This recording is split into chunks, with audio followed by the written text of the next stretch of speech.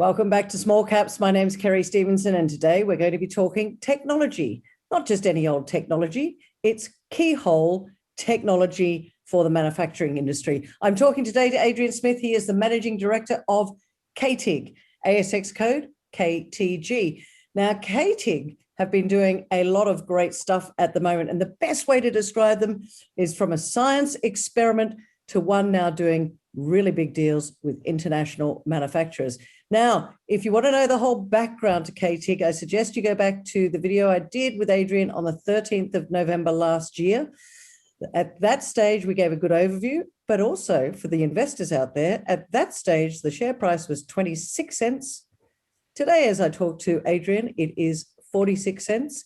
And they have a lot of news coming out at the moment. So it is delightful to be chatting to you today, Adrian, as I get my words out properly. Nice to see you. Thanks, Gary. It's an absolute pleasure to be here again.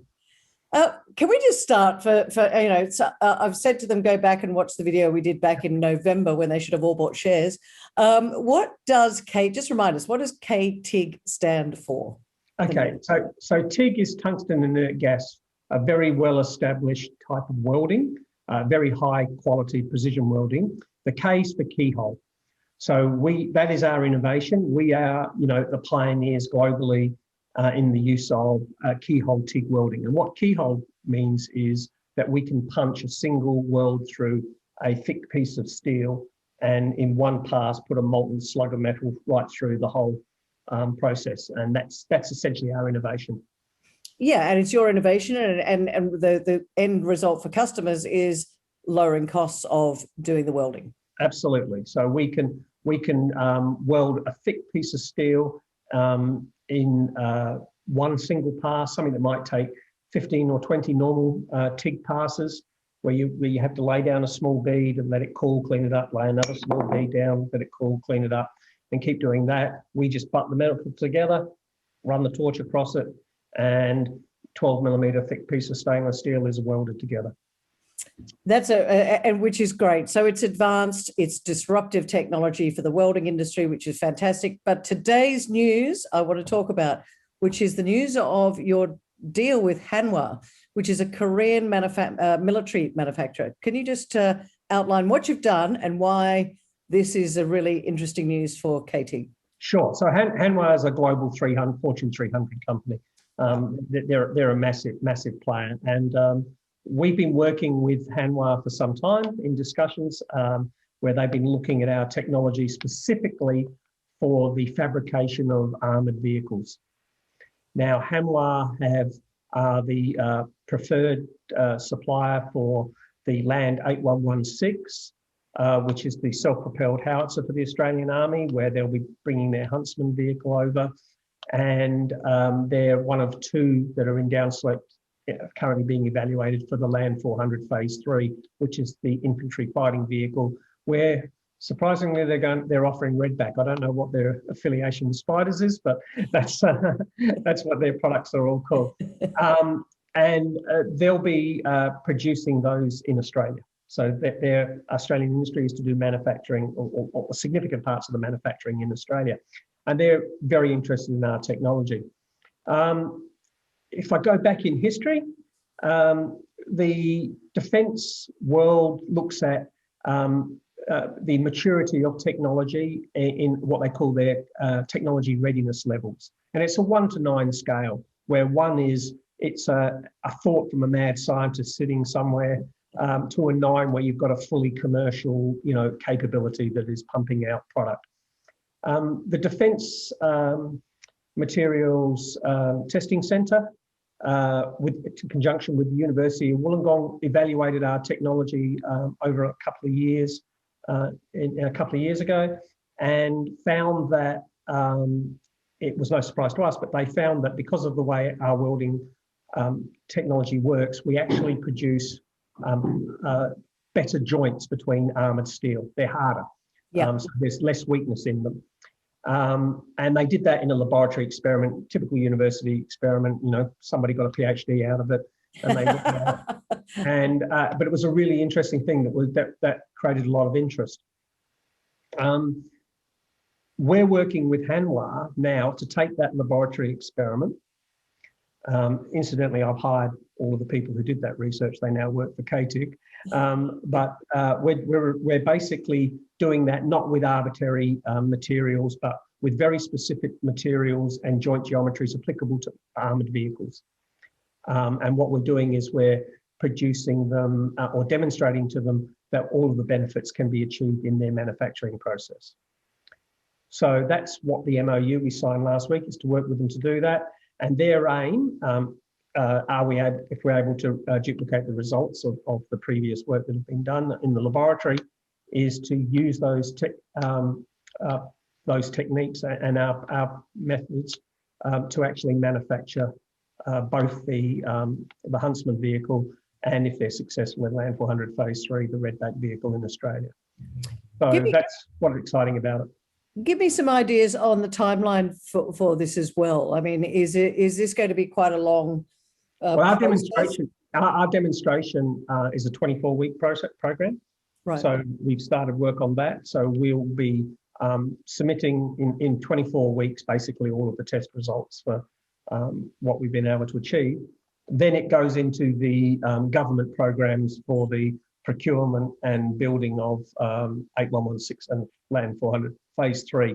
Oh, okay. So that could be about another 50 years down the track. No, just kidding. No. I mean, the timescales are much better, but obviously they have to sign the contracts, do all the negotiations with the Commonwealth, and then build the facility in Australia and then get into production. So it's a medium-term pathway to revenue. But from our perspective, is yes, there's the Australian revenue, but the Hanwha is obviously very interested in it from the Australian project point of view, but they're also interested in it taking it back to Korea and producing better quality vehicles in Korea. And they're proposing to bid it into the American next generation fighting vehicle, where they're one of the candidate vehicles for that. So just expand on that one a little bit, Adrian. So both those programs are orders of magnitude bigger than the Australian program. That's exactly what I was thinking. I mean, if you said before, Hanwha is a global Fortune 300 company. Yep. So I'm assuming that Australia is just one little piece of the pie. Absolutely. And do you think that they're doing this from an Australian context because it's a smaller market, they can do a little bit more testing here and then roll it out to all of the other areas where they need keyhole? Yeah, there's part of that. I mean, there's the politics of Australian industry content and the federal government driving that. There is the fact that they're going to build it in Australia, so they have to build a greenfield site. So they've got to re-qualify all of their processes and equipment and things like that. So it's not just cookie cuttering out what they're doing. So, but Hanwha are an incredibly innovative company and probably the world leader in automated welding for military applications. Anyway, so they're very, very open to this sort of technology, and they're known for incremental improvement in the way they do things. So they're always changing the technology they use and the techniques they use to get, the 1%ers, the 2%ers improvement in their product. That's their culture. So they're not stagnant and always trying to do the same thing every time. And they're just the perfect partner for us. How did you find them as a partner? Did they approach you? Did you approach them? I mean, and how long has this been going on? I mean, I know you've just announced it, but has it been a long time? They're a company that is very, very thorough and does a lot of due diligence. So yes, we've been talking to them for months and months, but they were then doing due diligence on, the potential benefits of our technology, which are awesome on paper.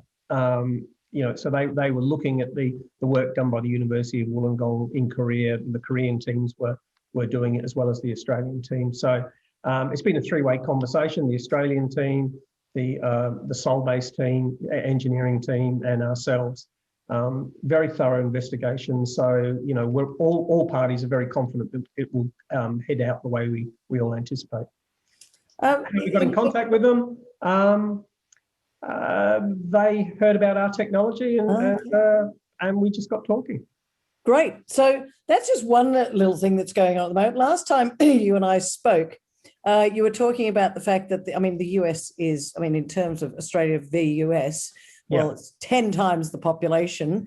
And now that Joe Biden's in office, 1,000 times the expenditure going out there, especially for the military, I think. Yeah.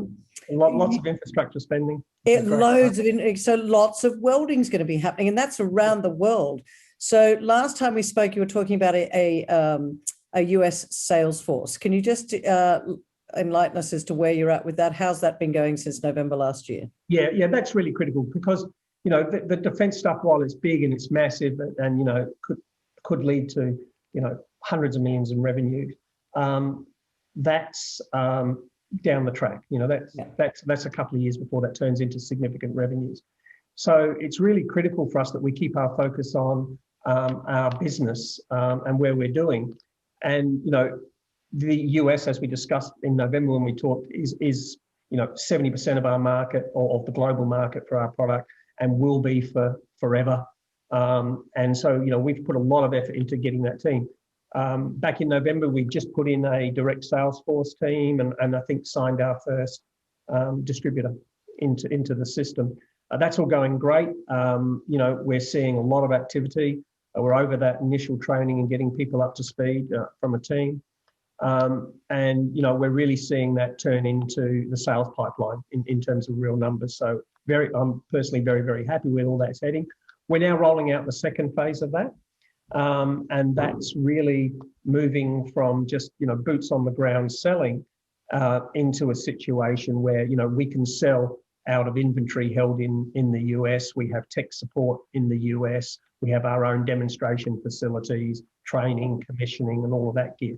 So that's the part of the project that we're working on currently, having bedded down the sales force. And we expect that to, our potential clients are telling us that's what they want to see before they commit big time to the technology. When you're saying before they commit big time, so what's your thought process on that? What's your time frame? Yeah, so what we're doing now is we're getting a lot of places that are buying one unit and trying it. Right. But they have applications for 5-10 units within their factory. But the issues are things like not how good the technology is and how good it works is, but what happens if they need a spare part?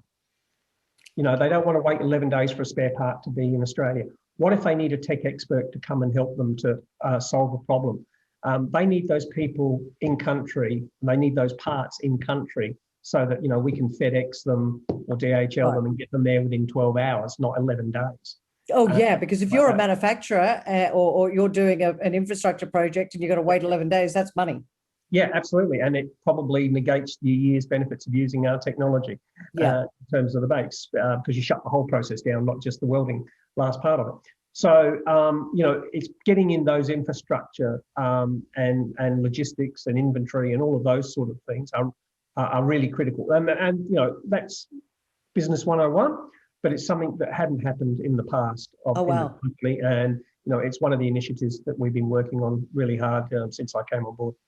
Yeah, you said earlier that one of your things is if you get the basics of business right, everything else follows. Yeah, and that's to me is one of the things I love about K-TIG. We've got a fabulous product. It's real. It's disruptive. We've had a lot of companies now been trialing it and getting great results. I've got a fabulous team of people. Our weakness was, we were running as a startup. I think I used these words in November. Previously the organisation had operated as a startup, not as a real business. And that's the transformation that I've been trying to bring into it. The anecdote I tell people is that one of the very first things I did is I had a workshop with all the teams to look at what drove buyer behaviour. And we identified 21 things ranging from very critical to nice to haves. As a company, we only address 3 of those. And you aren't ever going to do great business if you're only addressing a tiny fraction of what people care about. Wow. Okay. So there are a lot more things. So there's a lot more that you can do to make this process a very good experience for clients. Oh, absolutely. Those 18 things that we weren't addressing, we're addressing them all now. But these things don't change overnight, and we've got work, and obviously, putting in inventory so that we can supply spare parts in a timely manner is a simple thing. But you've got to set up all your logistics, your trains to do that. We've got to set up the IT systems to be able to manage that. Wow. These things don't happen overnight, but that's all what we're working on. And our next plan, of course, is to cookie cutter what we're doing in the US and do that into Europe and pick up the next 30% of our market, and grow that. So we've got an exciting year and a half of work to do to keep all that going. So the Australian market's only very small, although, as I said in the interview last time, this is an Australian company doing manufacturing in Australia. So I got very excited about that because it is good. Yeah, and we're starting to see interest in Australia. So Australia manufacturing isn't particularly invested in high-tech automation and things like that, especially in the welding part of the industry. It's largely manual welding. But because we've started to get a bit of press, we're starting to get a bit of announcements and notice. We're actually getting more and more Australian fabricators contact us now. So perhaps last time I was a little bit pessimistic about how much sales would happen in Australia. I'm a lot more confident now. Well, let's talk numbers, because our audience, of course, are investors, and they're always looking at what should I be investing in? And let's talk some numbers here, because you do have some cash in the bank. Your revenue is year on year is up over 1,000%. Your net income is up close to 100%. Your margins are very strong, and you've got some cash. So let's talk numbers and why you think now is a really good time for investors to be looking at K-TIG. It's about scaling now. It's about we don't have we have a good product, we have a great thing, but it's really about getting distribution in front of more people, addressing their buy drivers, and closing. We have no one who comes to us and says this is lousy technology. Right. Nobody ever says this doesn't work or isn't a good idea. What they all talk about is the things like, can we do spare parts? How can I get some tech support, because my workforce isn't necessarily strong enough to develop up welding solutions. So it's about scaling all of that and doing it. And what we're seeing is the pipeline, which is obviously a lead indicator of sales over the next couple of quarters, because it does take 3 to 6 months from initial work by the time they work up a capital gear. So we're seeing that pipeline grow now, and I'm expecting that to see in even increased revenue growth over the next 18 months. So that's good for investors. Has COVID, given the fact that you mentioned that 70% of your market could potentially be US, has COVID affected that at all? I mean, I know you and I are talking on Zoom at the moment, and isn't it fabulous that technology allows us to do it? But when it comes to something like K-TIG, sometimes I guess, it's not buying a packet of chewing gum. So is there an effect with COVID? Or Absolutely. People want to touch it. People want to see it. Yeah. We've been doing it over Zoom, but, and that's just been demonstrated by putting boots on the ground in the US. They get on their cars, they do a road trip, visit 10 clients, and then, we've got 8 appointments for demonstrations, and, a year like that. People, it's real. So I think that face-to-face, business-to-business selling, the human element of that is tough to do, especially from the other side of the world. Once you've got that relationship, sure. Once they've touched it, filled it, you can do a lot of the support things remotely, and you can talk to people. But perhaps I'm old-fashioned, but I think there's still a lot to be said. Totally agree with you, Adrian. Now, I just want to ask one last question, because we've mentioned Hanwha, we've mentioned defence, but they're not the only people that are involved in the welding, and especially this type of welding that you're doing in the defence industries. And of course, defence is massive. Sure. Are you talking to other potential partners and directly to the defence industry about what you could do? I'd have to kill you if I answered that question. But obviously, Hanwha is the most advanced of many conversations we're having. So in terms of growth, what's your thoughts for the next year, 12 months? I think for the next 12 months, it'll be steady growth. Right. In terms of where we're going, because the defence stuff is, probably 23 before it turns into significant revenues. but I see a real hockey stick coming from that. We are talking to global defence players across the whole range of applications, from maritime to land to air, and early days. But I believe that if the Hanwha will be the first of the major deals to go down, and if that is successful, at the end of the day, we will be delivering increased protection to the fighting forces of the customers, and there isn't a defence force in the world that doesn't want that. So I see lots of potential to expand. I did say that was the last question. I've got one more. Competition. Yes.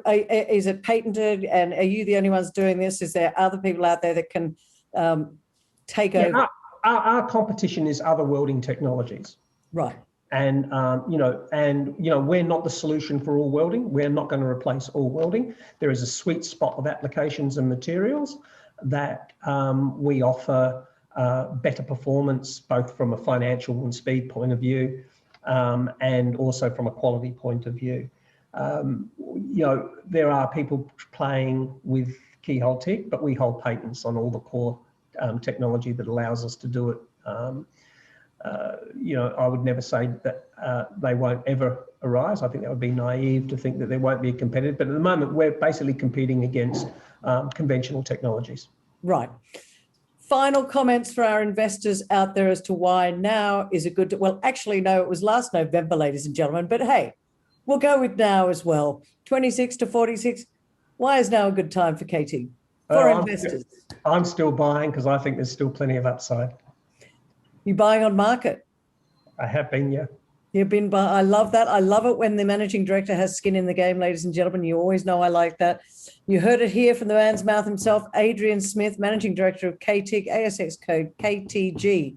Watch this space, and we'll look forward to talking to you in the near future. Thanks for joining us on Small Caps today. Thank you.